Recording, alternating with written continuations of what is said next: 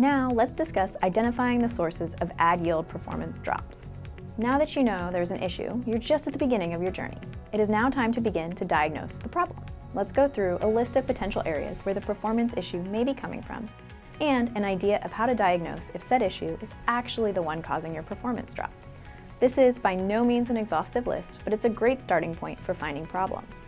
First, look for changes in user behavior or experience. Often an issue with ad yield isn't even an issue with ads at all. Check first to see if you've had major changes in site traffic or user behavior on the site.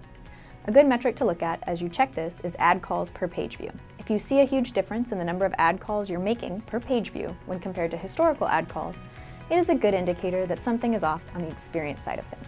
Some other things you can look at which indicate a change in behavior or traffic unrelated to ads include geographical mix of traffic, changes in traffic sources. For instance, Facebook users might be less valuable on your site than organic traffic, and a surge in one may change your page view RPM measurements. Changes in page engagement. For this, you can look for changes in metrics like page views per visit and average time on page. Next, look for issues with a particular ad unit. Now you can step deeper into identifying if a particular ad unit is causing your performance problems. Look at the performance of each ad unit compared with historical performance to isolate if it is one unit that is causing a performance issue. You may even want to dive one level deeper and check on the different creative sizes being called from that ad unit, as some ad units allow for calling multiple creative sizes.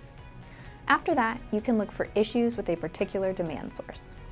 Check historical performance across each of the demand partners or supply-side platforms in your header bidding stack. This will help you isolate if one SSP has stopped serving or is not performing the same as it has historically. You can look at the number of ad requests coming from each SSP and compare it to historical data to help as well. You may even want to go a step further and break down performance by SSP across different device categories to see if it is one category of devices that is struggling on a particular demand source. These are a great starting point and will help you diagnose many common problems. While the items we listed are some of the most common culprits for ad yield performance drops, they are far from the only ones. You can break down your page view RPM in a number of other ways in order to isolate problems stemming from other factors, including device, country, browser, and more. And you may also want to look at metrics like viewability and click-through rates to compare them against historical metrics to look for any discrepancies that might provide insights into a performance drop if all else fails. Learn more at www.playwire.com. Or if you're watching on YouTube, click the link below in the description of this video.